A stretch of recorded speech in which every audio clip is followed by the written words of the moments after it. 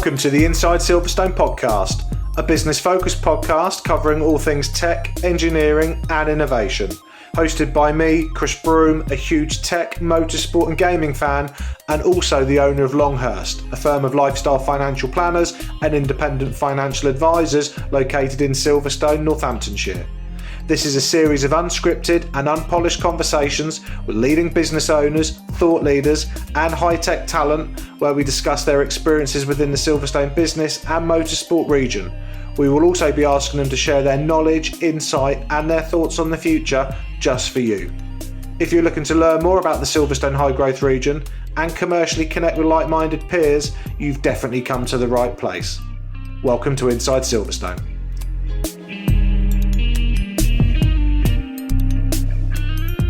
Welcome to the next edition of Inside Silverstone. My name is Chris Broome and I am your host. Today I am delighted to welcome to the show, finally, a new friend of both Longhurst, Inside Silverstone and myself, Damian Sodel from NN1 Personnel. Damian, welcome to the show.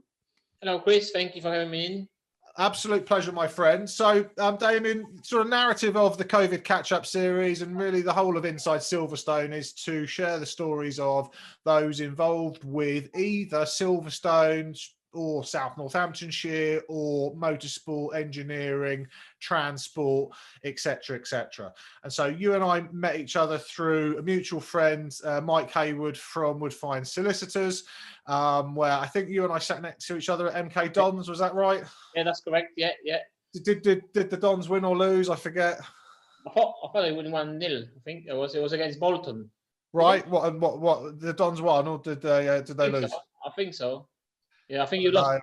I think you lost the bet though because it didn't go your way. That's why. I don't think it got my way. I mean, the episode prior to this one that's gone live was Ben Peters from Roadwise, and I think he met us there, or he met me at another MK Dons event, courtesy of Mike. So to Mike, listening to this because you will be, no doubt. Thank you for the introduction, Damian. So Damian, NN1 Personnel, talk to us. What do you guys do? So NN1 Personnel is a family-run based business based in Northampton. It's me and my wife, and we specialize in recruiting and providing the temporary HGV drivers to a range of different logistics and transport clients across the county. We've been running nearly 6 years now. We started with one driver. Now we're the best pro-COVID, the best year last year we had 60 drivers. So we just a recruitment-based agency. Okay, so recruitment-based agency dealing in haulage, long-distance lorry driving, etc., etc. And so why did you set the business up? So why this type of business, and why set up a business at all? Why didn't you just become an employee and go and work elsewhere and have a bit more of a simple life? We've been employees. We've been pro to set up the business. Both me and my wife, we work in logistics. Maybe I will tell you why is NN1 and why we supplying HGV drivers, and maybe then I can tell you a bit why we set up the business in first place. Yeah. So logistics, because prior to setting up the business, we were working within logistics supply chain. So I've been working within logistics for about 12 years before we set up the business. So obviously that was our industry. So it was something we were familiarized with. And during that time, I worked with a number of logistics and transport clients. So I had some contacts. And the reason we started it was basically one of my ex-employees. He said to me, "Why don't you?" Because we were always searching for a business idea. We wanted to be a businesswoman and businessman. I think that was planted with myself mainly when I was a kid, because my parents would always do something like a business. So I was working since I was 6 years old, picking fruits and selling them, or empty bottles, or some others, or small jobs to make some extra cash. So I was always searching, but I never actually realized I'm gonna end up running a recruitment agency. But then, I think as you search for an opportunity or an idea, the universe send you that opportunity. So that came to us in 2015 when my employer said to me, "Why don't you set up a recruitment agency? I've got a transport company. I use agency. I will support you. I'll give you all my business." And in a nutshell, that's how it started. we decided to to give it a show, give it a go. Justina gave up her full-time employment. I had to stay within my full-time employment for another 2 years, because the things I've learned over the past, that the people promise you a lot, but not never really materialize unless you do it yourself. So I'm meant to be joining the company after a few months, but you know how it is, Chris. If when you start, it's not easy. So the first 12 months was really a struggle. Wanted to close it down a few times, because the business wasn't generating enough money to support us. But luckily I was in a full-time employment, so we could go by and pay the bills. Yeah. And in a nutshell, that's probably that's what we that's how NN1 was created. Yeah, fine. And we'll come back to day to day, but let's talk about when you were 6 years old and picking fruit. So you think because of your upbringing, because of maybe your parents and seeing them, you felt like you wanted to be earning an extra few shillings, as it were, and you were busy, and you think that's just naturally progressed up to adult life as wanting to be an entrepreneur.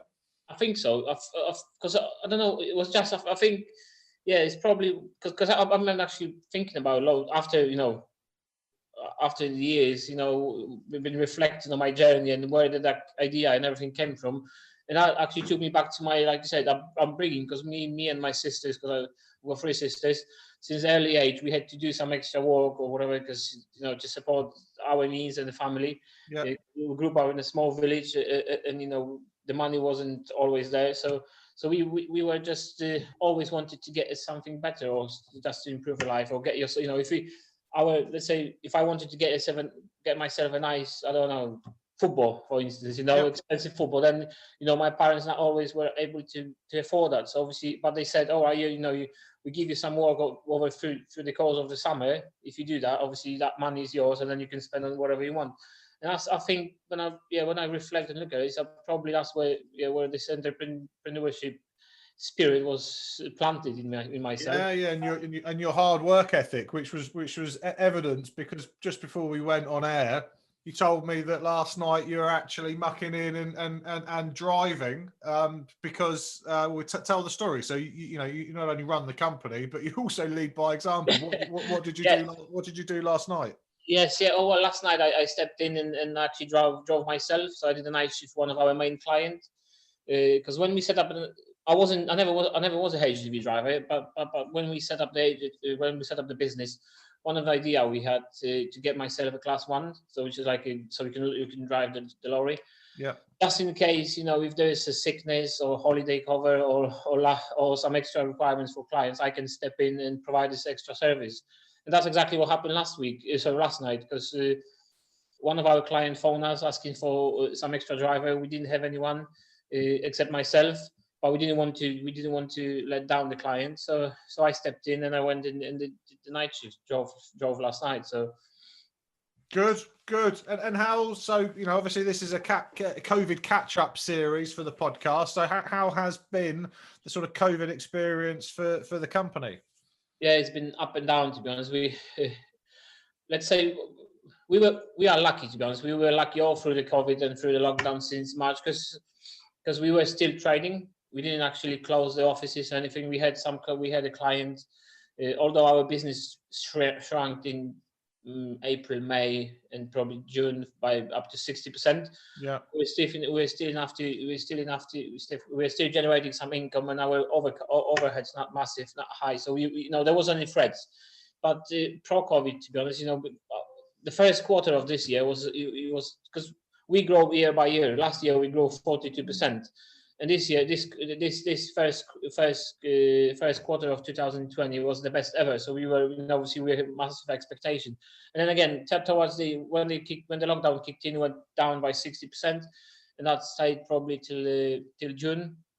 That was the end of June, when summer holiday, people were released out and stuff. So that we slowly picked up, and it took us about another 2-3 months to gradually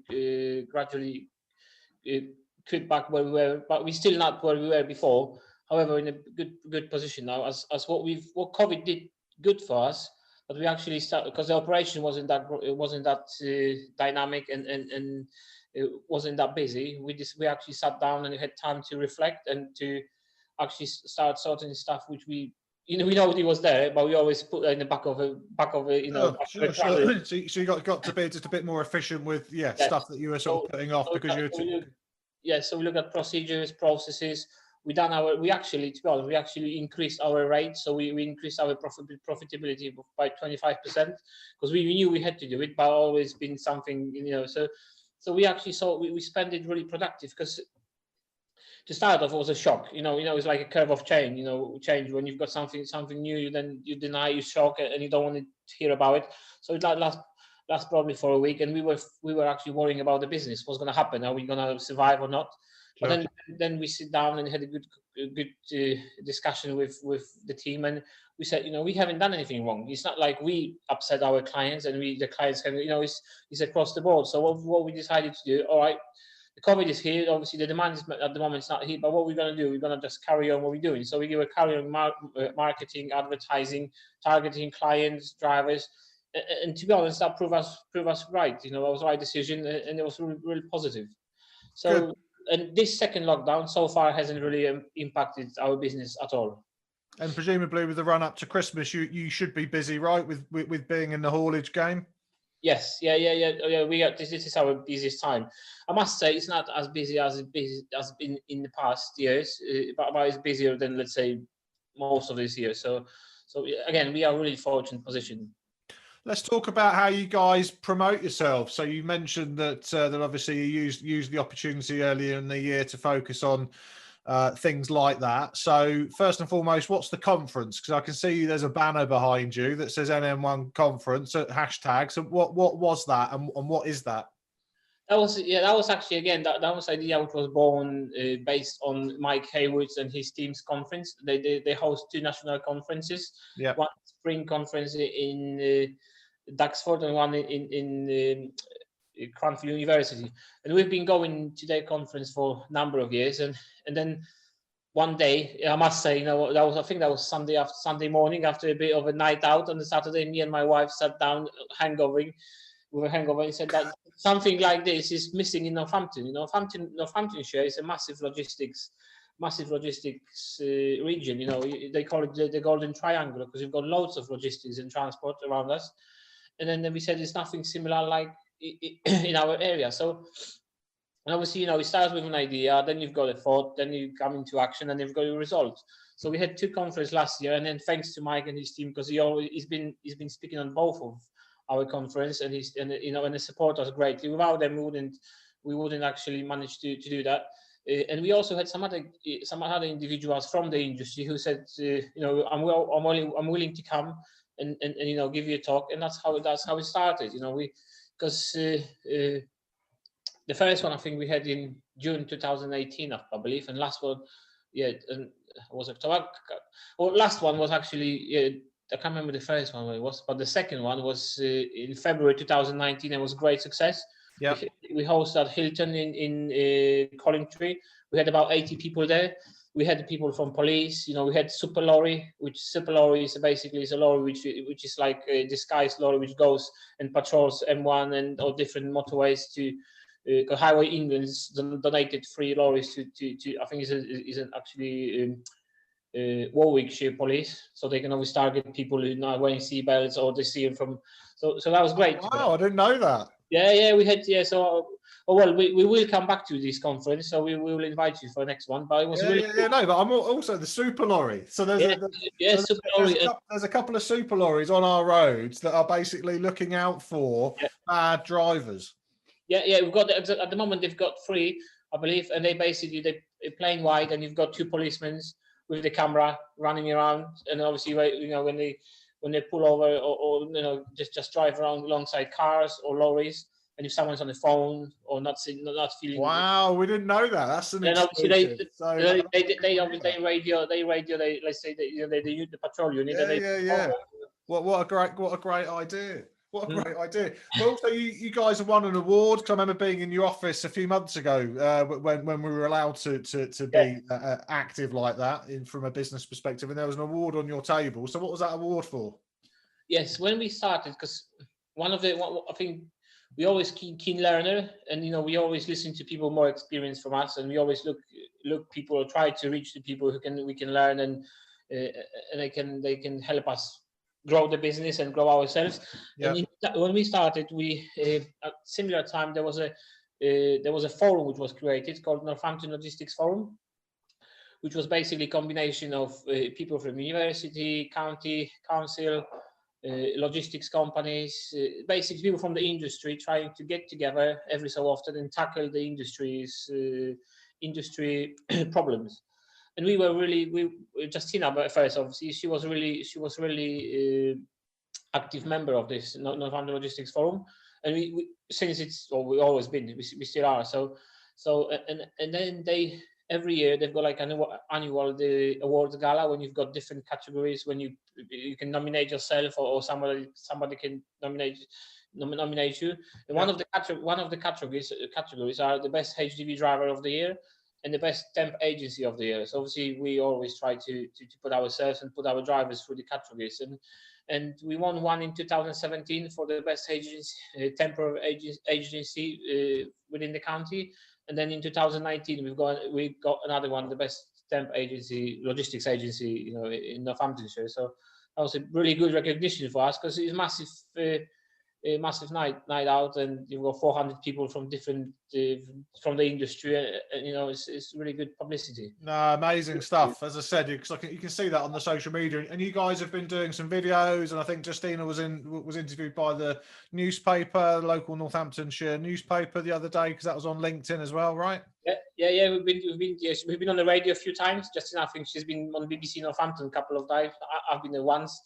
We had some press releases and been interviewed by some local newspapers because we work with a company called Europa Worldwide Logistics, and they moved their massive warehouse from Northampton to Corby, and obviously then I think by moving that they created a quite substantial number of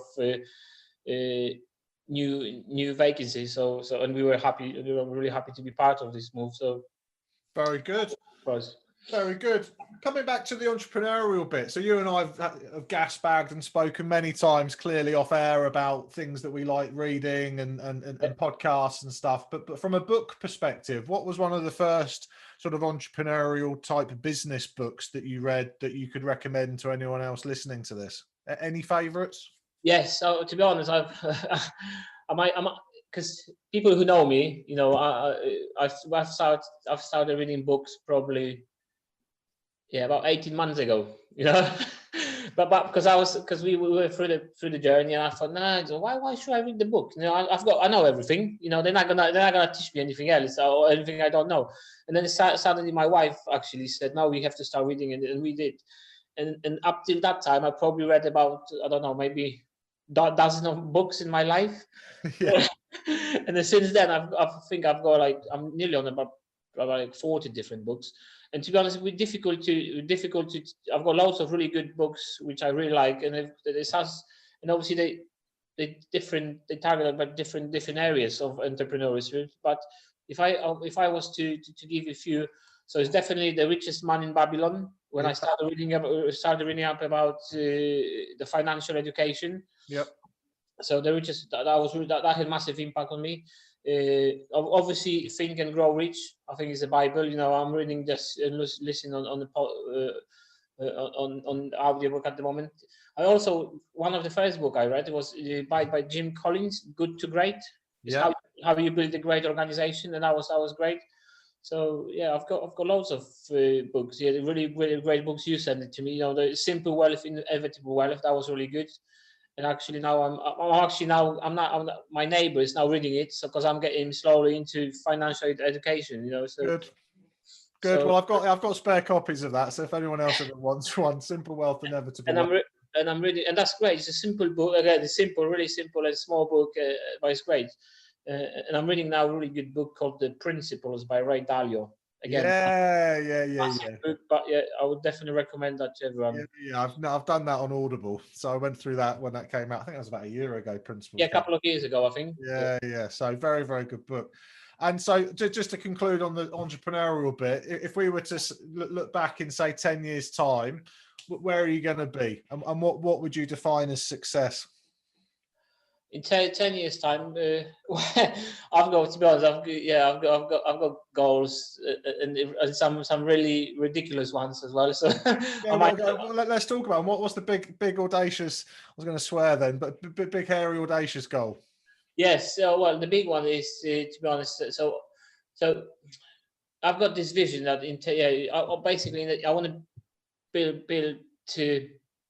a business, grow the business, have a really hopefully we were thinking about going even maybe national. So so we've got like a national business.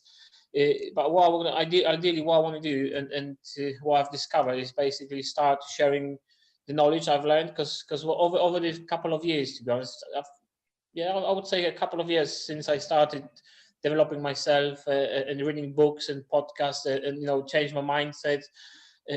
And to be honest, suddenly the magic, as one of my friends said, the magic shit started to happen.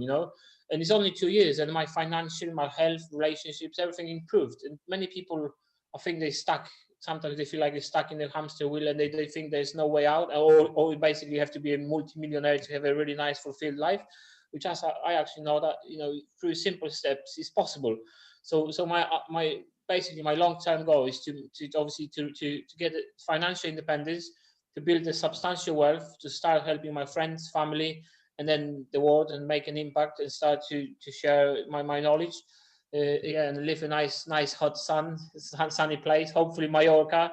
And then that's what I want to be. Just share this and try to change people's life, because they change our life, and I'm sure I'm working with one of my friends at the moment, trying to get him slightly out of this rat race and some other stuff. So yeah, so that's my ridiculous. Good. Well, I don't think that's big or audacious. I think that's imminently achievable, very sensible, and what a great way to live a life where you can give back and support other people. So yeah, because I never used to understand that. But again, obviously, Chris, every book you read, that's what the people do, and I think there's nothing more rewarding when you give something back. The feeling inside of it.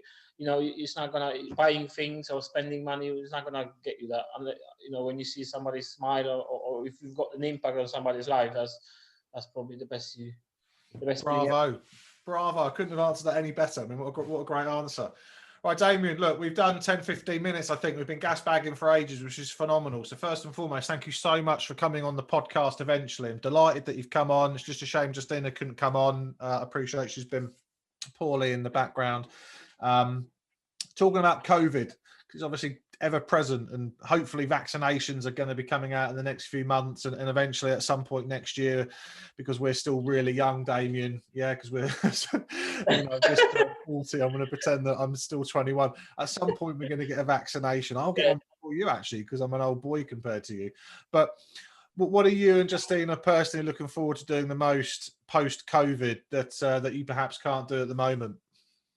The biggest one for me is basically freedom, in terms of obviously because of lockdowns and restrictions, and you can't meet. We're really sociable people, and we've got lots of friends and big families, and we also every week we spend lots of time together. So that's the main thing. I just want to go back to as it was, where we can meet wherever we want and spend some time with friends and close family, and traveling. That's probably, I would say that's football as well, because again, football and tennis.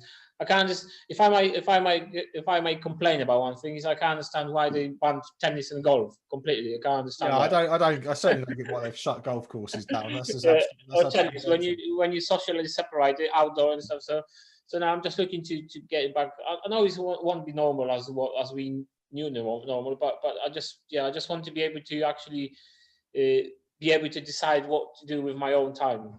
Have a bit more freedom, as you've said. Yes, that's amazing. And then see how it goes. But there we go. Right, last question. This is the most intense, hardest question I think you're ever going to be asked, Damian, ever in your life. Running a business, raising a young family, building a multinational business based out of Mallorca eventually. Yes. This is the question. So I'm going to give it a little drum roll. Damian from NN1 personnel. What is the king of crisps? What? What is the king of crisps.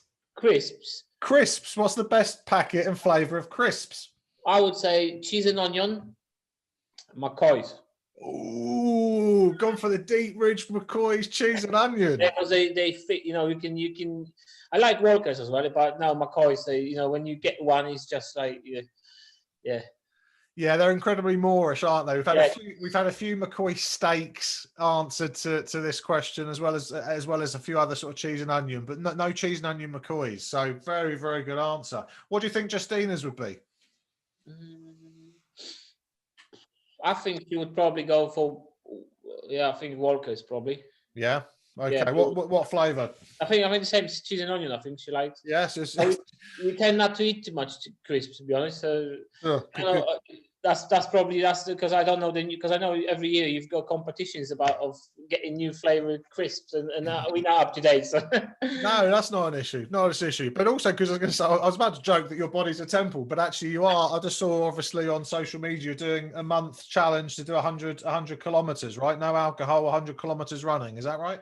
Yeah, I actually changed that. I'm doing 110 during the lockdown. Yeah, no alcohol, and I want to drop to 2 kilos. So I'm on my 45 kilometers at the moment. So I've got 65 to go. Alcohol is fine. Yeah, the weight's not going that great, I must say. But I've lost few. I think I've lost half of a kilo, but I still got a couple of weeks. So but. Get busy running. You got to drop those 2 kilos. Come on, that's easy. You could do that in your sleep, surely. I'm going out tonight. So. Right. Okay. Well, look, the no alcohol thing's a good thing, right? That's the main issue I face is the few beers on a Friday night, right? Tell me about it. Yes, a few beers and then a few whiskeys. Don't. Anyway, right, Damian, I'm going to make sure in the show notes there's links to your company website and obviously any other links that you want to provide me. Anybody listening to the podcast or watching it on YouTube that's looking for recruitment solutions for their haulage business, their transport business, NN1 personnel in Northamptonshire, and Damian and his wonderful wife Justina are the company to go and talk to. So find their details in the show notes. Damian, can I just ask one more thing? Because I thought, can I just mention something? Because because obviously I've taken the opportunity to get a bit marketing out there. What we do, last year we come up with initiatives because we from Poland, so obviously Eastern European, and we know that many lorry drivers spend their Christmas away from families and friends and kids, and they stay actually in the UK in the lorries because they cannot come back for Christmas from a number of reasons. Right. So last year we decided to go and visit them, or not visit them, but go around county some services and see if there are people out there, and I just drop them some small gift, some piece of cake, maybe a bottle of beer, and some sweets, or just to brighten their Christmas for a bit. So this year we tried to do a bit bigger in terms of because last year was just out of the blue, just few days before Christmas. So this year we actually trying to do more structured and bigger. So we're looking for some donations and some other people who wants to get involved, so we can actually possibly maybe visit more people around the county. So I just want to say, if anyone would like to, is willing to donate or get involved in spreading a bit of Christmas spirit, and appreciate these guys because they do really good and really hard work. If you could contact NN1 personnel, that would be great. So let's just focus on that. So this is just to repeat. So this is for haulage drivers, especially ones that obviously live and based overseas, are stuck in England over Christmas. They can't get back to see their family and friends, and they'll end up spending Christmas Day, Boxing Day in a service station, sleeping in their cab, presumably. Yes. And you guys over the last year or two pop out to see them, and send some of the team out just to give them some small gifts. And so, how our listeners can help is this. So how can they donate, and what are they to donate? And if it's not a physical donation, but they can maybe give up time, what does that look like? What can they do? We're in the process of setting up the gift. I think it's how does it called? When you go when you raise some charity. So fundraising page. Yeah, that's the one. Yeah, fundraising page. So to be honest, we decided we're gonna get just a simple stuff, so like a piece of cake with some sweets, bottle of beer, because I think that's good for main of them is made, and that's what we did last year. And So people they can get involved physically, so they can actually come with us and go and visit these people, because they've got many different loads of service station, and obviously we can't do everything. So you can actually help us in distributing the stuff, or you can just donate something, or you can donate physical stuff. Like, again, if you want to buy a case of beer, or I don't know, or box of mince pies, or if someone wants to bake a cake and give us a cake, because that's what we also do. So, okay. So anything, to be honest, anything which, because I get, sometimes these guys it's not their choice, No, sure. They're also delivering stuff so everyone else in the UK can enjoy their Christmas with their families, right? If I can give you some statistics, so 95% of everything which is moved by land in UK sooner or later end up on the back of a lorry. So so without them we wouldn't have a Christmas, so we can spend with family. So I think it's a fantastic idea, and well done for doing it. So we'll make sure, as I said, your company details and website are in the show notes, and when you get the sort of GoFundMe or the charity page, fundraising page up and running, let me know, and we will add it to the show notes as well. And you and I can talk off air, and Longhurst will definitely support that for you. We'll throw a few shillings at that, and see what we can do to support it. So, Damian from NN1 Personnel, thank you so much for coming on the show, my friend, and we will speak again very soon, sir. Thank you very much, Chris. I really enjoyed that. Thank you. Have a good day. The Inside Silverstone podcast is produced by the team at Longhurst for the benefit of those with a passion for all things tech, engineering and innovation. For more information, please visit longhurst.co.uk/Inside Silverstone, whilst also remembering to give us a 5 out of 5 star rating on iTunes. Please note that neither Chris Broome or Longhurst work for Silverstone Park, Silverstone Circuit or Silverstone Technology Cluster.